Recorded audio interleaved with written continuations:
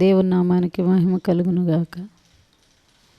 ప్రభునందు ప్రియమైనటువంటి ఎలోహిం టీవీ ప్రేక్షకులందరికీ కూడా ప్రభువైన యేసుక్రీస్తు నామములో నా హృదయపూర్వక వందనాలు తెలియజేస్తున్నాను.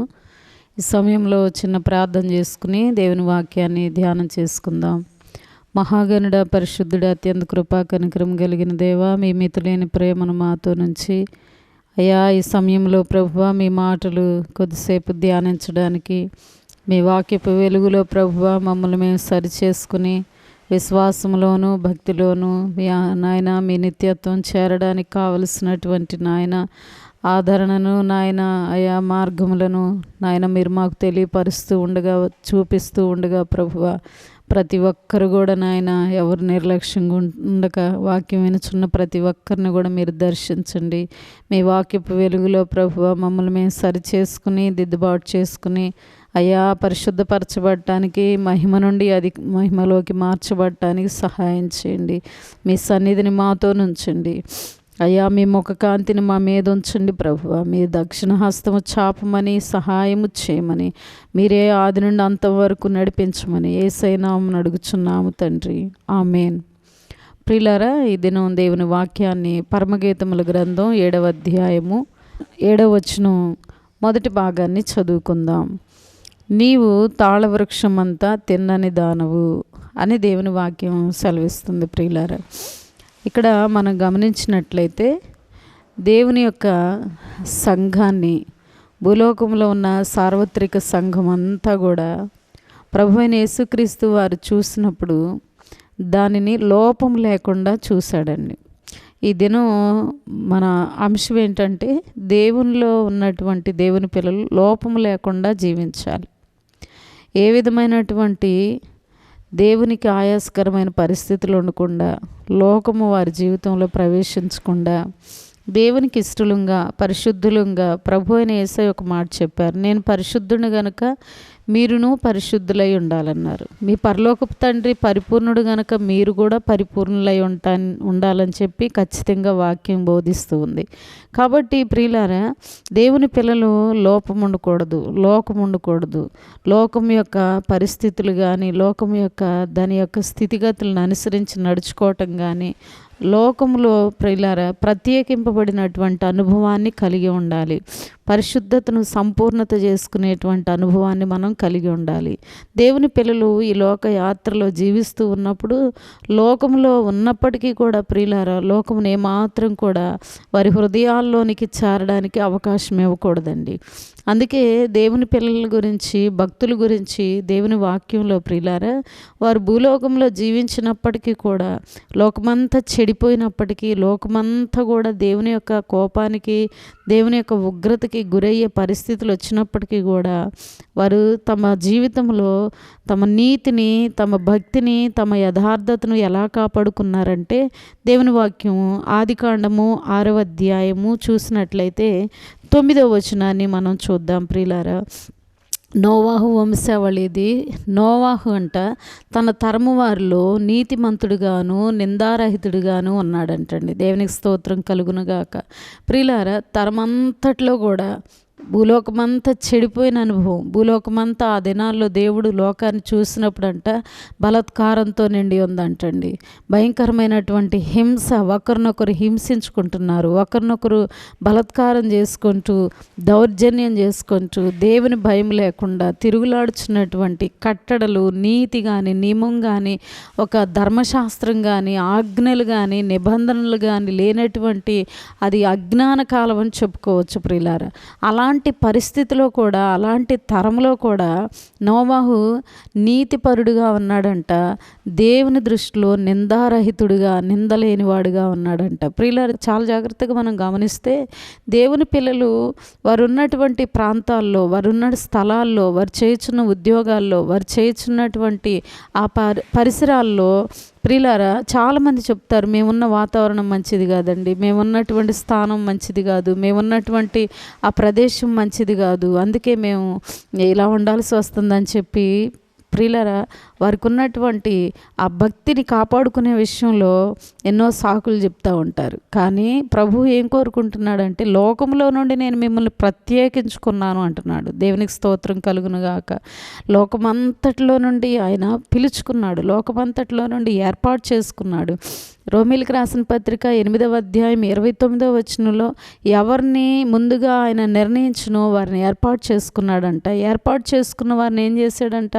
పరిశుద్ధపరిచాడంట. పరిశుద్ధపరిచిన వారిని పిలుచుకున్నాడు. పిలుచుకున్న వారిని నీతిమంతులుగా చేసి ఏం చేశాడంటే మహిమ పరచబోతున్నాడు అంటండి. దేవునికి స్తోత్రం కలుగునుగాక. నీవున్నటువంటి ఆ స్థలాన్ని బట్టి, లేకపోతే నీవున్న కుటుంబాన్ని బట్టి, నీవున్న పరిసరాలను బట్టి, అయ్యో నా భక్తి జీవితం నేను ఇలా కాపాడుకోలేకపోతున్నాను, లేకపోతే నా విశ్వాసాన్ని నేను స్థిరంగా కాపాడుకోలేకపోతున్నానని ఇది నాకు చాలామంది బాధపడుతూ ఉంటారు. చాలామంది భక్తి జీవితం విషయంలో, దేవుని వెంబడించే విషయంలో వెనకంజ వేస్తూ ఉంటారు. కానీ లోకమంతా కూడా బలాత్కారంతో నింపబడి బహుఘోరమైనటువంటి ఆ చెడ్డ కార్యాలు చేస్తూ, ప్రియులారా, దేవుడే కోపగించుకుని జలప్రళయం చేత లోకాన్ని ముంచివేసి ప్రక్షాళన చేయాలనుకున్న సమయంలో దేవుడు నోవాహును చూసినప్పుడు ప్రియులారా, నిందారహితుడిగా ఉన్నాడు, నీతిమంతుడిగా కనబడుతున్నాడు.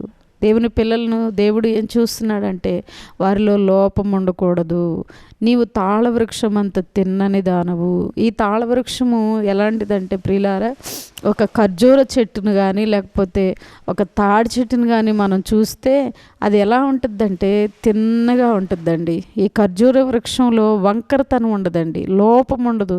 అదే ఆదికాండంలో మనం గమనించినట్లయితే చూడండి, దేవుని వాక్యంలో మనం గమనించినట్లయితే ఒక నిమిషం సంఖ్యాకాండంలో యాకోబుని గురించి ఒక మాట చదువుకుందామండి. సంఖ్యాకాండము 23వ అధ్యాయము 21వ వచనంలో ఆయన యాకోబులో ఏ దోషము చూడలేదు, ఏ వంకరతనం కూడా చూడలేదని చెప్తున్నాడండి. యాకోబు ఒకప్పుడు దోషపూరితమైన వాడి మోసగాడిగానే ఉన్నాడు. కానీ దేవుని సన్నిధిలో ఎప్పుడైతే తను తాను దిద్దుబాటు చేసుకున్నాడో, ఎప్పుడైతే తను తాను పశ్చాత్తాపడి ఎబ్బోకు రేవు దగ్గర ఒక రాత్రంతా కూడా దేవుని సన్నిధిలో పోరాడాడో, ప్రార్థించాడో, అప్పుడు దేవుడు అంటున్నాడు యాకోబును ఆశీర్వదించబడిన వాడుగా దేవుడు మార్చివేశాడండి. యాకోబుతో దేవుడు మాట్లాడాను, అక్కడ ఆయన మనతో మాట్లాడాడని హోషేయ కూడా మనతో వాక్యం చెప్తుంది. హోషేయ గ్రంథంలో కూడా అతడు పెనుగులాడాడంటండి. రాత్రంతా కన్నీరు విడిచి బతిమలాడాడంట దేవుని దగ్గర. అలాగూ జీవితాన్ని సరిచేసుకుని తనకున్నటువంటి అవిధేయతలను బట్టి, తనకున్నటువంటి ఆ దోషాలను బట్టి ప్రార్థించిన తరువాత మరెన్నడూ కూడా దేవుడు యాకోబులో దోషం చూడలేదంటండి. యాకోబులో ఏ విధమైనటువంటి మంత్రం కానీ, శకునం కానీ, ఏ విధమైనటువంటి వంకరతనం కానీ దేవుడు చూడలేదంటండి. దినాన దేవుడు నిన్ను నన్ను రక్షించుకున్న తర్వాత చీకటి నుండి, పాపము నుండి, అంధకారము నుండి, లోక పరిస్థితుల నుండి, లోక నటన నుండి, తుచ్చమైనటువంటి వ్యసనాల నుండి విడిపించిన తరువాత ప్రియులారా, ఏ విధమైనటువంటి వ్యసనం కానీ, వంకరతనం కానీ, లోపము కానీ దేవుని బిడ్డల్లో కనుగొనటానికి ఆయన ఇష్టపడండి, చూడటానికి ఆయన ఇష్టపడాడు ప్రియులారా. ఆయన చూసినప్పుడు వంకరతనం లేని వారంగా, లోపము లేని వారిగా ఉండాలని ఆయన కోరుకుంటున్నాడు. ఒకప్పుడు యాకోబు జీవితం దోషపూరితమైందే, మోసకరమైందే. అయినప్పటికీ కూడా ఎప్పుడైతే దేవుని కనుగొన్నాడో, దేవుని యొక్క దర్శనాన్ని చూశాడో, ఆ ప్రత్యక్షతలో తను తాను దేవుని దగ్గర పశ్చాత్తాపడి విడిచిపెట్టి తన జీవితంలో మరెన్నడూ కూడా వంకరతనం కానీ, లోపం కానీ లేకుండా తను తాను దేవునికి సంపూర్ణంగా సమర్పించుకున్నాడండి. ఇది నా దేవుడు కోరుకునేది కూడా అదే. ఆయన పిల్లల విషయంలో ఆయన పరిశుద్ధుడు కనుక వారు కూడా పరిశుద్ధులుగా ఉండాలనే దేవుని యొక్క ప్రగాఢమైనటువంటి ఆశ కలిగి ఆయన తన ప్రాణాన్ని అప్పగించాడండి. వారి దోషాల నుండి ఆయనే విడిపించినట్లుగా ఆయన ప్రాయశ్చిత్తం చేశాడు. దేవుని వాక్యం మనం గమనిస్తే ఏబు గ్రంథం 1వ అధ్యాయంలో కూడా దేవుని వాక్యంలో 1వ అధ్యాయం 22వ వచనంలో ఏబు దేవుని దృష్టిలో నోటి మాట విషయంలో కానీ, ఏ విషయంలో కానీ ఏ పాపము చేయలేదు అంటాడండి. సర్వం కోల్పోయినప్పటికీ కూడా, బిడ్డలను కోల్పోయినప్పటికీ కూడా ఏ పాపము చేయలేదంటాడు. నోటితో కూడా ఏ విధంగా కూడా దేవుని దూషించలేదు, ఏ విధంగా కూడా నిందించలేదు, ఏ విధంగా కూడా దేవుణ్ణి ప్రియులారా కఠినంగా కానీ లేకపోతే తనకున్న కష్టాన్ని బట్టి నిష్ఠూరపడుతూ కూడా ఎక్కడ మాట్లాడినట్టుగా దేవుడు చూడలేదండి. అదే అంటున్నాడు, నా ప్రియురాల నీవు తాళ వృక్షం అంతా తిన్నని దానవు, నీలో వంకరతనం చూడలేదు, నేను నీలో దోషం చూడలేదు, నీలో మంత్రం చూడలేదు, నీలో తంత్రం చూడలేదు, కపటం చూడలేదు, ఏ విధమైనటువంటి మచ్చగాని ముడతగాని ఏది చూడలేదు. దేవుని వాక్యం చెప్తుంది, ఏ బంటండి యెహోవా ఇచ్చెను, యెహోవాయే తీసుకుని వెళ్ళును, కనుక యెహోవా నామమునకే స్తుతి కలుగునుగాక అని దేవుణ్ణి తనకు కలిగినటువంటి ఆ భయంకరమైనటువంటి నష్టంలో కూడా బిడ్డలను పోగొట్టుకుని సమస్తం పోగొట్టుకుని శరీరం అంతా అనారోగ్యం పాలైపోయినప్పటికీ కూడా ప్రియులారా నోటితో కూడా ఏ పాపం చేయలేదంటండి. అంటే తను తాను ఎంతగా కాపాడుకున్నాడండి. తనకు ఏ విధమైనటువంటి మాలిన్యం అంటుకోకూడదని, ఏ విధమైనటువంటి దోషం అంటుకోకూడదని, ఏ విధమైన పాపం తన మీద ఏలుబడి చేయకూడదని దేవుని సన్నిధిలో తను తాను యథార్థపరుడుగాను భయభక్తులు కలిగిన వాడుగాను చెడుతనం విషయంలో ఎంతో జాగ్రత్త కలిగిన వాడుగాను తను తాను కాపాడుకుంటూ వచ్చాడు. ఈ దినం కూడా దేవుని సన్నిధికి వెళ్ళేటువంటి మన జీవితాల్లో ప్రభువైన యేసుక్రీస్తు రక్తంలో కడగబడినటువంటి ప్రతి ఒక్కరు కూడా తమను తాము కాపాడుకుంటూ ఉండాలి. పాపం విషయంలో, లోపం విషయంలో, వంకరతనం కలగజే విషయంలో అవసరమైతే రక్తం కారునంత మట్టుకు పోరాడవలసిన వారంగా ఉన్నామండి. దానిని మనకి ఎక్కడ అంటుకోకుండా, ఎక్కడ ఏ విధంగా మాలిన్యం అంటుపడకుండా మనకి ప్రియులారా ఏ విధంగా కూడా దేవునికి ఆయాస్కరంగా ఉండకుండా అవసరమైతే దేవుని సన్నిధిలో ఆ విషయంలో భక్తుడైన పౌలు గారు చెప్తూ అంటాడు, నిర్మలమైన మనస్సాక్షి కొరకై నేను అభ్యాసం చేసుకుంటున్నాను అంటాడు. నా మనస్సాక్షి నా మీద నేరారోపణ చేయకుండా నేను సాధకం చేసుకుంటున్నాను, జాగ్రత్త పడుతున్నాను అంటున్నాడండి. కాబట్టి దినాన దేవుని పిల్లలు చాలా అప్రమత్తంగా ఉండాల్సినటువంటి పరిస్థితుల్లో మనం ఉన్నాం. ఇది చెడు కాలం కనుక, కడవరి దినాలు కనుక, అపాయకరమైన దినాలు కనుక ప్రియులారా చాలా జాగ్రత్తగా భక్తి విషయంలో ఎక్కడ కూడా నీవు ఉన్నటువంటి స్థలాల్లో, నీవు కలిగి ఉన్నటువంటి స్థితిగతుల్లో ఏ విషయంలో కూడా ఎక్కడా కూడా లోపం అనేది లేకుండా జాగ్రత్త కలిగి ఉండాలండి. జాగ్రత్త కలిగి ఉండాలి, అప్రమత్తంగా ఉండాలి, మెలకువ కలిగినటువంటి వివేచన కలిగినటువంటి ఆత్మజ్ఞానం కలిగి మనం ఉండాలి ప్రియులారా. అందుకే భక్తులు ఎంత జాగ్రత్తగా వారి భక్తిని కాపాడుకున్నారంటే వారి పవిత్రతను కాపాడుకున్నారు, వారి పరిశుద్ధతను కాపాడుకున్నారు. అందుకే దేవుని వాక్యం ఏం చెప్తుందండి చూసినట్లయితే దానియేలు గ్రంథం 6వ అధ్యాయము 4-5 వచనాలు మనం చూస్తే, దానియేలు మీద ప్రియులారా అక్కడ ఉన్నటువంటి బబులోను దేశంలో ఉన్నటువంటి అధికారులందరూ కూడా మూకమ్మడిగా ఆయనలో నేరమైన, తప్పైన, లోపమైన ఏదైనా కనుగొనాలని చెప్పి ఎన్నో రీతిలుగా నిఘా పెట్టారండి. అయితే 6-4-5 వచనాలు చూసినట్లయితే ఈ దానియేలులో తప్పైన, లోపమైన, నేరమైన ఏది లేదు. తన దేవుని విషయంలోనే నేరం కనుగొన్నారండి. దేవునికి ప్రార్థన చేసే విషయమే నేరం అంటండి వారి దృష్టిలో. చూసారా ప్రియులారా, ఎక్కడ ఏ విధంగా కూడా తన సాక్ష్యాన్ని కోల్పోకుండా, దేవునికి అవమానకరంగా ఉండకుండా, లోపం లేని జీవితము ఆ భయంకరమైనటువంటి బబులోను దేశంలో జీవించడానికి దానియేలు తన్ను తాను చాలా జాగ్రత్త పరుచుకున్నాడు, పవిత్రపరుచుకున్నాడు. ఎక్కడ కూడా ఏ విధంగా కూడా కనీసం తినే తిండి విషయంలో కూడా అపవిత్రపరచుకోకూడదని చెప్పి ప్రియులారా తను తాను ఉద్దేశించుకున్నాడని లేఖనం సెలవిస్తుంది. ఉద్దేశించుకున్నాడంటే నిజంగా ఈ దినాన ఒక విషయంలో దేవునికి మనం దూరం అవుతున్నాము, ఏ విషయంలో పడిపోతున్నాము, ఎక్కడ జారిపోతున్నాము, ఎక్కడ దేవునికి ఆయాస్కరంగా ఉంటున్నామని మన దేవుని సన్నిధిలో మనం కూర్చుని ప్రార్థించినప్పుడు, దేవుని సన్నిధిలో కనిపెట్టి అడిగినప్పుడు పరిశుద్ధాత్మ దేవుడు మనకు అవిధేయంగా మన పరిస్థితుల్లో ఉన్నటువంటి దేవుని సన్నిధిలో కనబడేటువంటి ఆ ప్రియుల అవిధేయతలన్నిటి విషయంలో కూడా జ్ఞాపకం చేయటమే కాకుండా వాక్యపు వెలుగులో రహస్య పాపములు కనబడతాయని దేవుని వాక్యం సెలవిస్తుంది. అప్పుడంట ప్రియులారా ఆ దోషాలన్నిటి విషయంలో కూడా దేవుని సన్నిధిలో ఎవరైతే పశ్చాత్తాపడి ప్రార్థన చేసుకుంటారో వారి విషయంలో మనకు మనమే నిర్ణయం తీసుకోవాలి.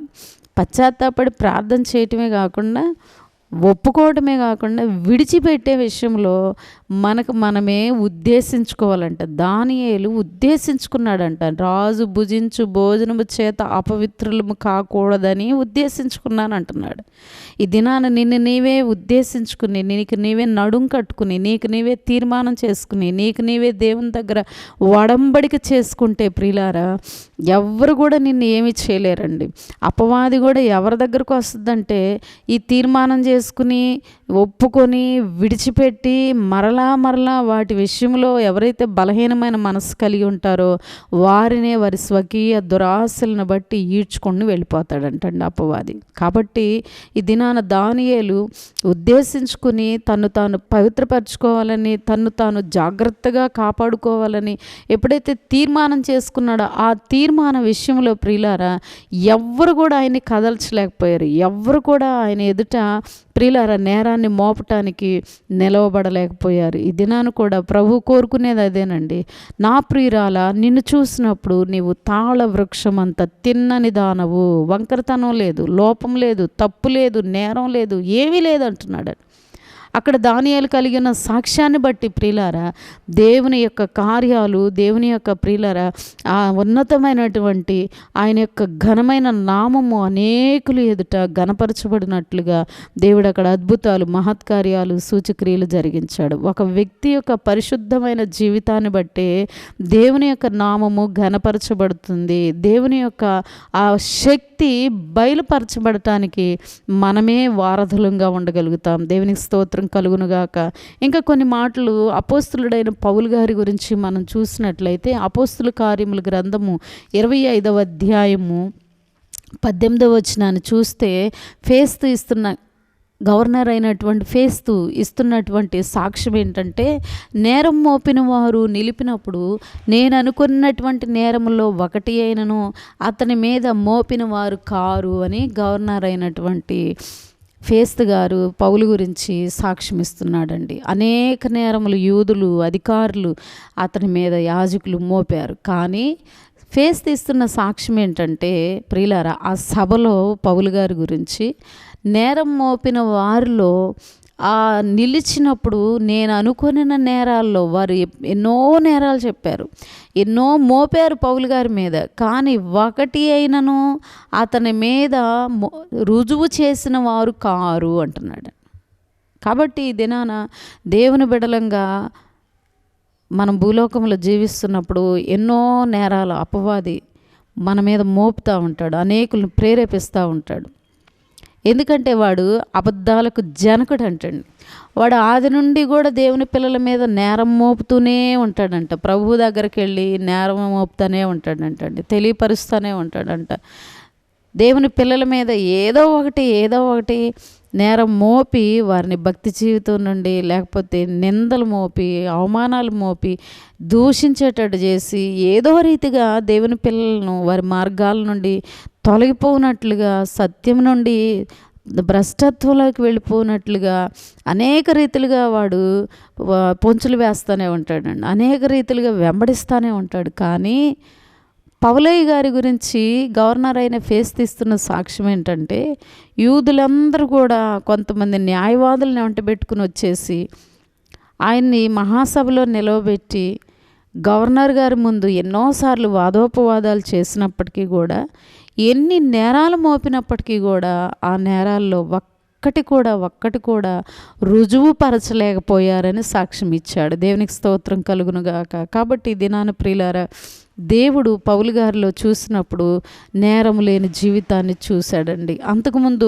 పూర్వము దేవుని ఎరక్కపోరము హానికరుడును, హింసకుడును, దోషకుడును, పాపుల్లోనే ప్రధానుడును అన్నాడు. సంఘాన్ని చెరపట్టి హింసించి చెరలో వేసి వారిని చంపినటువంటి దేవుని పిల్లల్ని ఈడ్చుకొని వెళ్ళి చంపిన అనుభవాలు ఉన్నాయి. మన స్టెఫను విషయంలో కూడా ఆయన చేసినటువంటి ఆ ఘోరమైనటువంటి ఆ హత్యను బట్టి ఆయన సాక్షిగా ఉన్నాడని వాక్యం సెలవిస్తుంది. కానీ ఎప్పుడైతే ప్రభు దర్శించిన తరువాత ప్రభు కొరకు ఆయన సంపూర్ణంగా సువార్త కొరకు, సేవ కొరకు సమర్పించుకున్నాడో, ఇప్పుడు ఆయనలో ఉన్నటువంటి ఆ సుగుణం మనం చూసినప్పుడు, దేవుని యొక్క సారూప్యత, దేవుని యొక్క మహిమ ఆయనలో మనం చూస్తే ప్రియులారా, అధికారులు సైతం కూడా ఆయన గురించి ఇస్తున్న సాక్ష్యం ఏంటంటే ప్రియులారా, తప్పు కానీ నేరం కానీ ఏది కూడా తెలుసుకోలేకపోయారు. దేవునికి స్తోత్రం కలుగునుగాక. దేవుని వాక్యాన్ని మనం చూసినట్లయితే యేసయ్యను గురించి కూడా ఒక శ్రేష్టమైన మాట, మార్కు సువార్త 14వ అధ్యాయము 50వ వచనంలో యూదులు, యాజకులు, ప్రజలు అనేకులు కూడా ప్రియులారా యేసు ప్రభు వారిని గవర్నర్ అయినటువంటి పిలాతు ముందు నిలవబెట్టి అనేక రకాలైనటువంటి నేరాలు మోపితే సాక్ష్యములు ఒకదానికి ఒకటి సరిపడలేదు అని అంటుంది.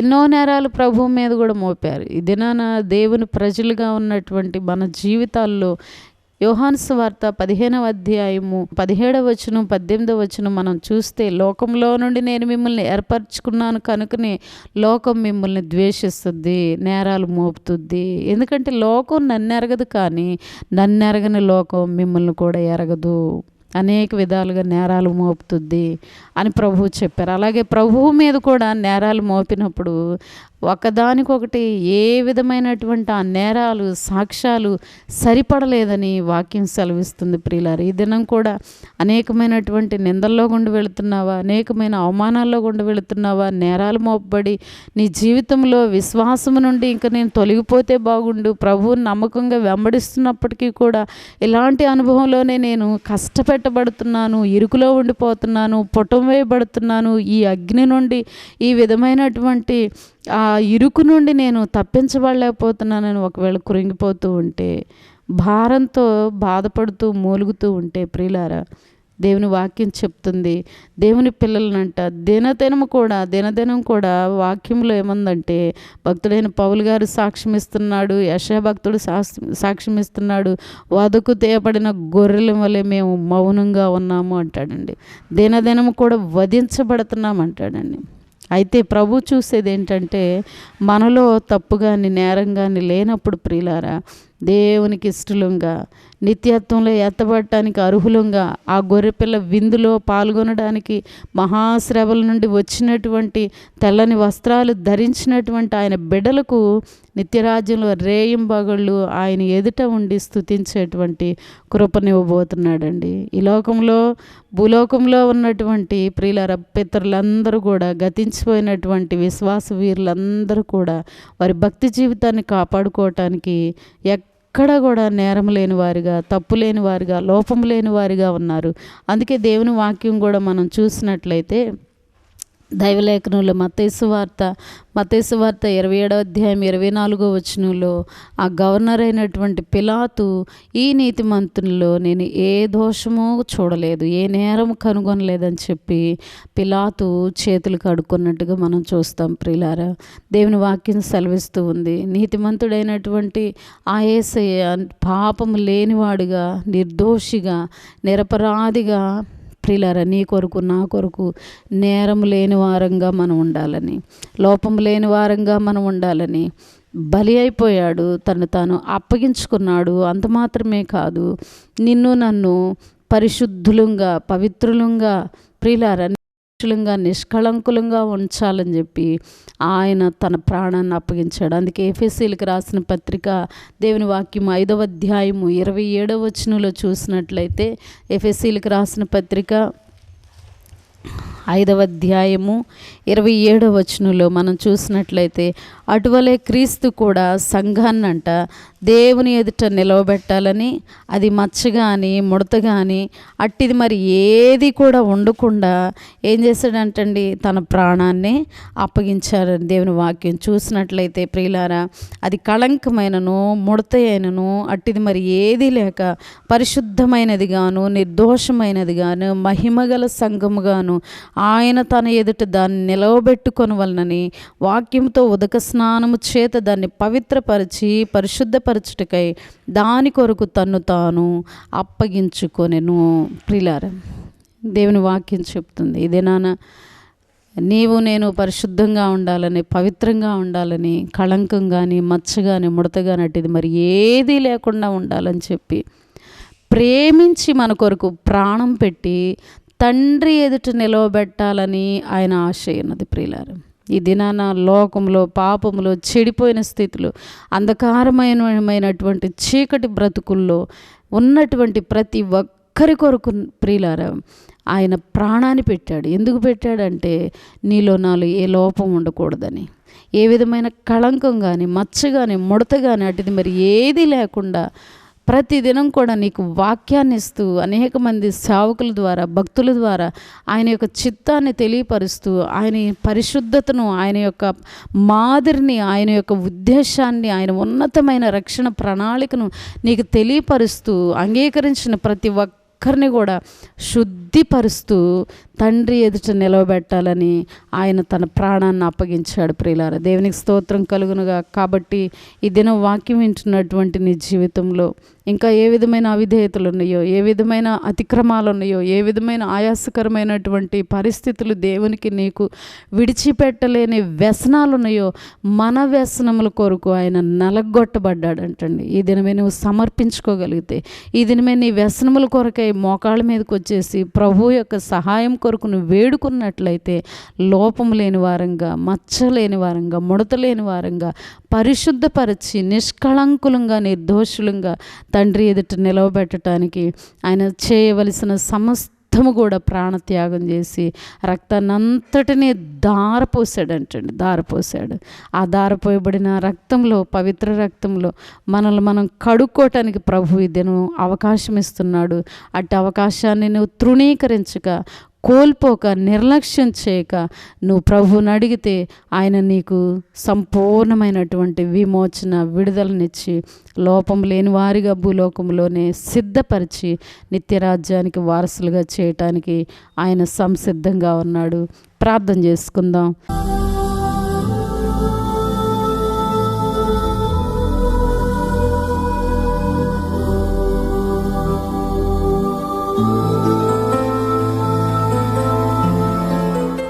మహాగణుడా, పరిశుద్ధుడా, అత్యంత కృపా కనికరం కలిగిన దేవా, మీకు స్తోత్రాలు.